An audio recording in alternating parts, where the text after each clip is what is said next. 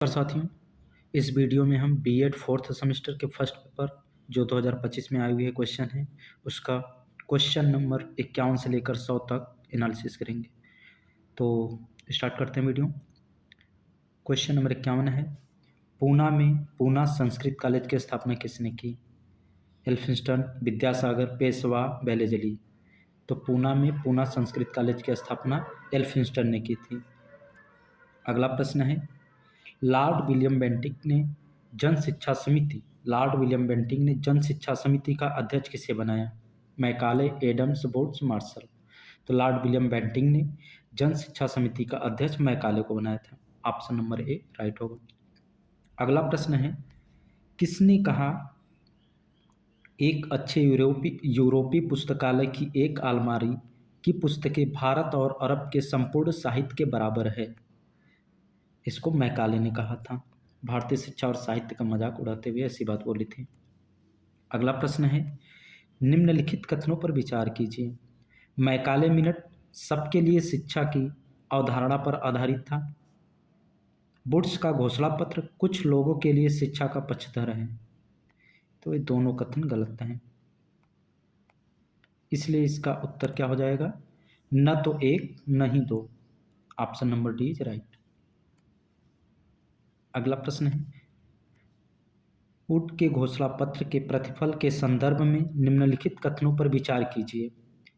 इसने अधोमुखी निस्यंदन सिद्धांत को अस्वीकार कर दिया। इसने मातृभाषा शिक्षा एवं व्यावसायिक शिक्षा पर बल दिया। इससे मद्रास, कलकत्ता एवं बॉम्बे में विश्वविद्यालयों की स्थापना संभव हुई। देख लेते हैं कोट में क्या दिया है। केवल एक सही, एक एवं दो दोनों सही, एक एवं तीन, एक, दो व तीन। तो इसका राइट आंसर हो जाएगा तीनों कथन सही है। Option number D is right.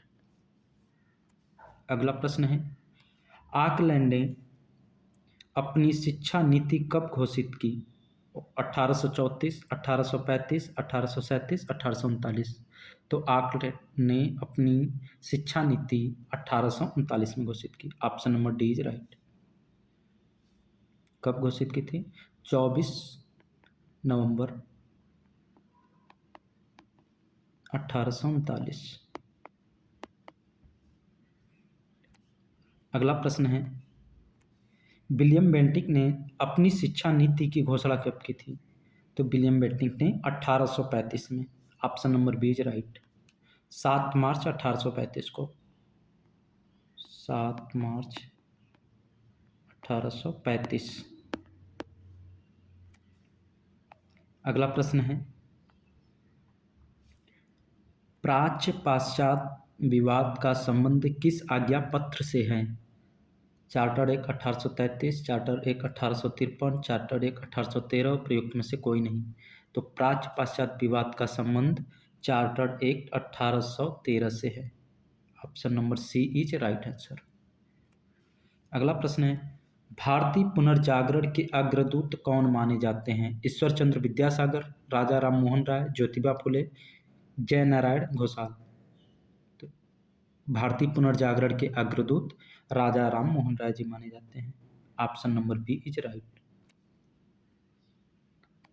अगला प्रश्न है, चार्टर्ड एक्ट 1813 के पश्चात भारत में देसी पाठशालाओं के पतन के क्या कारण हैं? शासकीय सहायता का अभाव, संकुचित पाठ्यक्रम, जाति भेदभाव, प्रयुक्त सभी। तो इसका राइट आंसर हो जाएगा ऑप्शन नंबर डी, उपर्युक्त सभी।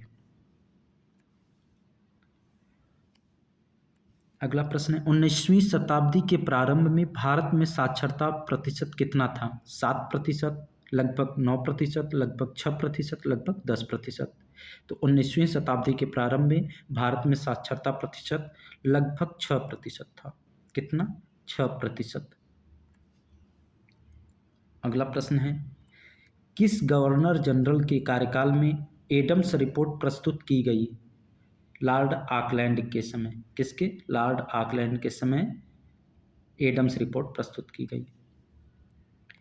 एडम्स द्वारा प्रस्तावित शिक्षा योजना के विषय में क्या सत्य है? एडम्स द्वारा प्रस्तावित शिक्षा योजना के विषय में क्या सत्य है? निस्यंदन के सिद्धांत का विरोध करना, कृषि शिक्षा पर ध्यान देना, अध्यापक प्रशिक्षण पर ध्यान केंद्रित करना या उपरोक्त सभी। तो इसका राइट आंसर हो जाएगा उपरोक्त सभी, ऑप्शन नंबर डी। आगे है, किस गवर्नर जनरल ने प्राच्य शिक्षा हेतु 31,000 रुपये प्रति वर्ष की धनराशि स्वीकृत की? किसने की थी? लॉर्ड ऑकलैंड ने। Option number C is right. 31,000 रुपये प्रति वर्ष की धनराशि स्वीकृत की थी। किसने? ऑकलैंड ने। अगला प्रश्न है, निम्नलिखित में से कौन सा निस्यंदन सिद्धांत का परिणाम नहीं है? अंग्रेजी माध्यम में उच्च शिक्षा का प्रसार, अंग्रेजी शिक्षा प्राप्त भारतीयों को सरकारी नौकरी में अवसर, सामाजिक समरसता में वृद्धि, अंग्रेज समर्थक वर्ग का निर्माण। तो निस्यंदन सिद्धांत का परिणाम कौन सा नहीं होगा इसमें? सामाजिक समरसता में वृद्धि, ऑप्शन नंबर सी। सामाजिक समरसता में वृद्धि निस्यंदन सिद्धांत का परिणाम नहीं था। अगला प्रश्न है, लॉर्ड मैकाले को काउंसिल के किस पद पर भेजा गया था? सदस्य, विधिक सलाहकार, शिक्षा सलाहकार, वित्तीय सलाहकार। तो लॉर्ड मैकाले को काउंसिल के लीगल एडवाइजर या विधिक सलाहकार के पद पर भेजा गया था।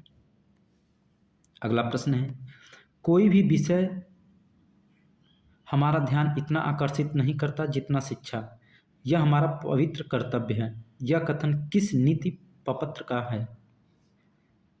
वुड्स घोषणा पत्र, एडम्स रिपोर्ट, हंटर कमीशन, राष्ट्रीय शिक्षा नीति 1986। तो ए है वुड्स घोषणा पत्र, option number A right answer. Woods dispatch का है। क्या था? कोई भी विषय हमारा ध्यान इतना आकर्षित नहीं करता जितना शिक्षा, यह हमारा पवित्र कर्तव्य है। वुड्स घोषणा पत्र का। अगला प्रश्न है, वुड्स घोषणा पत्र 1854 के संदर्भ में निम्नलिखित कौन से कथन सत्य हैं? कंपनी शासित क्षेत्रों में शिक्षा का उत्तरदायित्व कंपनी को दिया गया, जन शिक्षा विभाग की स्थापना की गई, सहायता अनुदान प्रणाली की शुरुआत की गई, उपरोक्त सभी। क्या राइट हो जाएगा? उपरोक्त सभी, सभी इसमें सत्य हैं।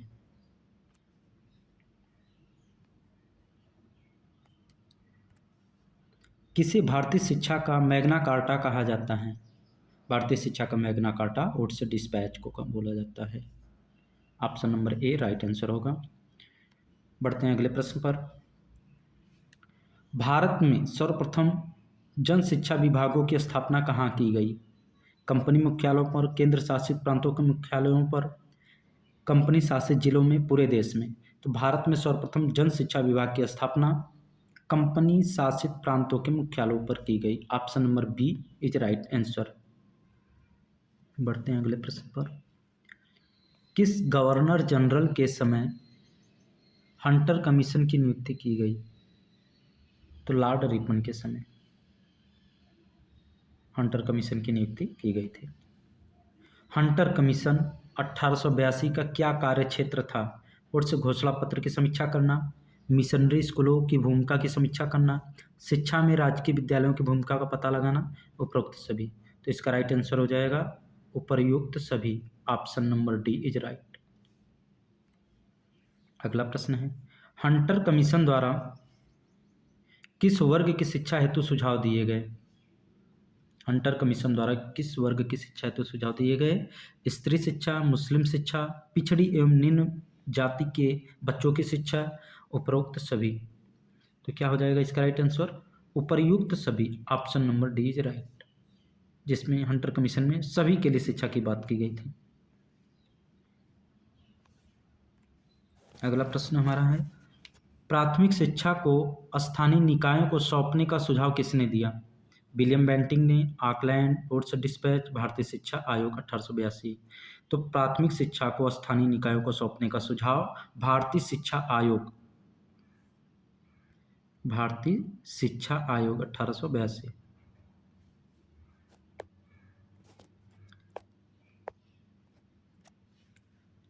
1902 में भारत में कितने विश्वविद्यालय थे? 1902 में भारत में 5 विश्वविद्यालय थे। कितने? 5। हंटर कमीशन ने माध्यमिक शिक्षा के माध्यम के विषय में क्या सुझाव दिया? तो हंटर कमीशन ने माध्यमिक शिक्षा के विषय में क्या सुझाव दिया? देसी एवं अंग्रेजी भाषाएं दोनों की बात की गई। माध्यमिक स्तर के पाठ्यक्रम को अ और ब वर्ग में विभाजित करने का सुझाव किसने दिया? ये दिया था हंटर कमीशन ने। माध्यमिक स्तर के पाठ्यक्रम को अ और ब वर्ग में विभाजित करने का सुझाव दिया था।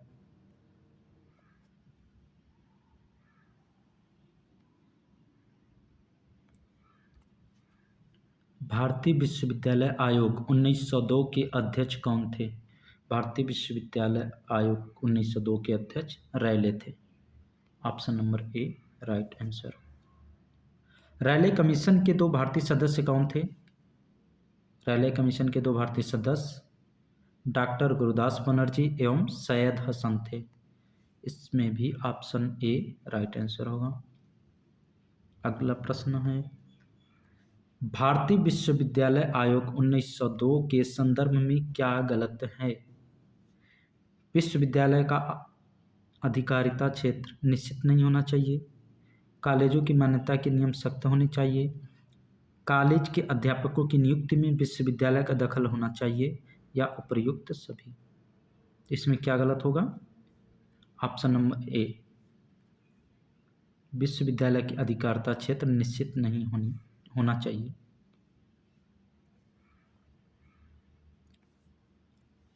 अगला प्रश्न है, शाही विधान परिषद में किस भारतीय नेता ने भारतीय विश्वविद्यालय अधिनियम का पुरजोर विरोध किया? तो किसने किया था? गोखले ने। Option number B is right answer. अगला प्रश्न है, लॉर्ड कर्जन की शिक्षा नीति किस वर्ष प्रस्तुत की गई? 1904 में, 1902, 1901, 1903। तो लॉर्ड कर्जन की शिक्षा नीति 1904 में प्रस्तुत की गई। Option number A is right answer. अगला प्रश्न है, शिक्षा नीति 1904 के संदर्भ में निम्नलिखित में से कौन सा सुझाव सही है? प्राथमिक स्तर पर किंडरगार्टन पद्धति का प्रयोग होना चाहिए, प्राथमिक शिक्षकों को 2 वर्षीय प्रशिक्षण दिया जाना चाहिए, प्रांतीय सरकारों को प्राथमिक शिक्षा पर हुए व्यय का 50% वहन करना चाहिए, उपर्युक्त सभी। तो इसमें हो जाएगा शिक्षा नीति 1904 के संदर्भ में सभी कथन सही है, इसलिए option number D is right answer, उपर्युक्त सभी। क्या होगा? उपर्युक्त सभी। अगला प्रश्न है, केंद्रीय शिक्षा विभाग की स्थापना किसने की? Lord Curzon, Thomas Roe, Lord Linton, Lutyens. तो किसने की थी? लॉर्ड कर्जन ने। केंद्रीय शिक्षा विभाग की स्थापना लॉर्ड कर्जन ने की। पुरातत्व स्मारक संरक्षण अधिनियम कब पारित हुआ? पुरातत्व स्मारक संरक्षण अधिनियम 1904 में पारित हुआ। Option number C right answer. Bharat में पहला केंद्रीय कृषि अनुसंधान संस्थान कहाँ स्थापित हुआ? भारत में पहला केंद्रीय कृषि अनुसंधान संस्थान कहाँ पे स्थापित हुआ? पूसा में, जो कहाँ पर है? बिहार राज्य के समस्तीपुर जिले में पूसा नामक स्थान पर हुआ था। कब? 1905 में। 1905 में बिहार राज्य के समस्तीपुर जिले के पूसा नामक स्थान पर भारत में पहला केंद्रीय कृषि अनुसंधान संस्थान स्थापित किया गया। अगला प्रश्न है, शिमला शिक्षा सम्मेलन 1901 कितने दिन तक चला था? 5 दिन, 4 दिन, 15 दिन, 11 दिन। तो शिमला शिक्षा सम्मेलन 15 दिनों तक चला था। Option number C is right answer. 1906 में किस भारतीय राज्य ने 7 से 12 वर्ष के बच्चे हेतु प्राथमिक शिक्षा अनिवार्य कर दी थी? मैसूर, बड़ौदा, सतारा, रामपुर। किसने की थी? बड़ौदा ने। Option number B right answer. भारतीय राष्ट्रीय कांग्रेस ने राष्ट्रीय शिक्षा संबंधी प्रस्ताव कब पारित किया? तो भारतीय राष्ट्रीय कांग्रेस ने राष्ट्रीय शिक्षा संबंधी प्रस्ताव 1905 में पारित किया। अगला प्रश्न है, राष्ट्रीय कॉलेज कलकत्ता के प्रथम प्राचार्य कौन थे? टैगोर, अरविंद, तिलक, लाला लाजपत राय। राष्ट्रीय कॉलेज कलकत्ता के प्रथम प्राचार्य अरविंद थे। कलकत्ता विश्वविद्यालय आयोग की स्थापना कब हुई? कलकत्ता विश्वविद्यालय आयोग की स्थापना 14 सितंबर 1917।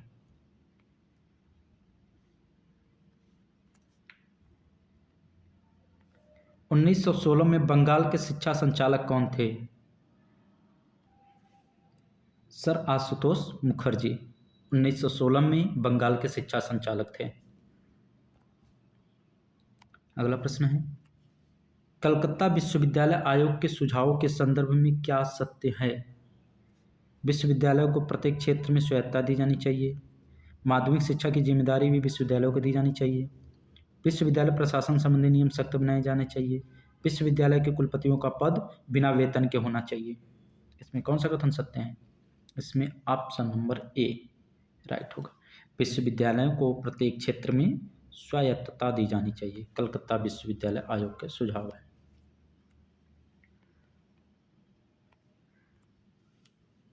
भारत में माध्यमिक शिक्षा बोर्ड की स्थापना का सुझाव किस आयोग ने दिया? तो भारत में माध्यमिक शिक्षा बोर्ड की स्थापना का सुझाव कलकत्ता विश्वविद्यालय आयोग ने दिया। कलकत्ता यूनिवर्सिटी कमीशन ने दिया था। अगला प्रश्न है, भारतीय विश्वविद्यालय के आंतरिक प्रशासन हेतु कार्यकारिणी परिषद के गठन का सुझाव किस आयोग ने दिया? इसको दिया था सैडलर कमीशन ने। अगला प्रश्न है, विश्वविद्यालयों में विद्वत परिषदों के गठन का सुझाव किसने दिया? तो कलकत्ता विश्वविद्यालय आयोग ने दिया। विश्वविद्यालयों में विद्वत परिषदों के गठन का सुझाव कलकत्ता विश्वविद्यालय आयोग ने दिया। 1937 में अखिल भारतीय राष्ट्रीय शिक्षा सम्मेलन का आयोजन कहाँ किया गया? 1937 में अखिल भारतीय राष्ट्रीय शिक्षा सम्मेलन का आयोजन वर्धा में किया गया।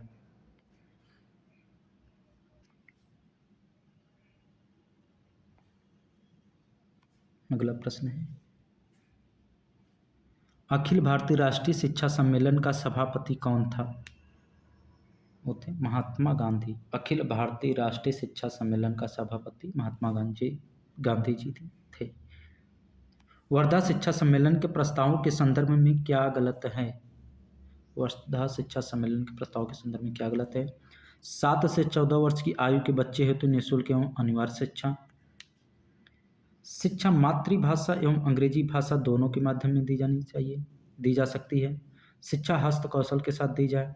शिक्षा के वेतन का भुगतान स्कूलों के उत्पादन से हो। तो इसमें वर्धा शिक्षा सम्मेलन में ये बात नहीं की गई थी। मातृभाषा की बात तो की गई थी, लेकिन अंग्रेजी भाषा इसकी बात नहीं की गई थी। इसलिए ऑप्शन नंबर बी यहाँ पे हो जाएगा, जो गलत है। कांग्रेस के किस अधिवेशन में बुनियादी तालीम स्वीकार की गई? कांग्रेस के किस अधिवेशन में बुनियादी तालीम स्वीकार की गई? तो हरिपुरा अधिवेशन में, जो 1938 में हुआ था। हरिपुरा अधिवेशन 1938 में और वर्धा 1937 में। तो ये रहे हमारे 2025 के बीएड 4th सेमेस्टर के फर्स्ट पेपर के सभी क्वेश्चन। ठीक, वीडियो देखने के लिए धन्यवाद। Thanks for watching.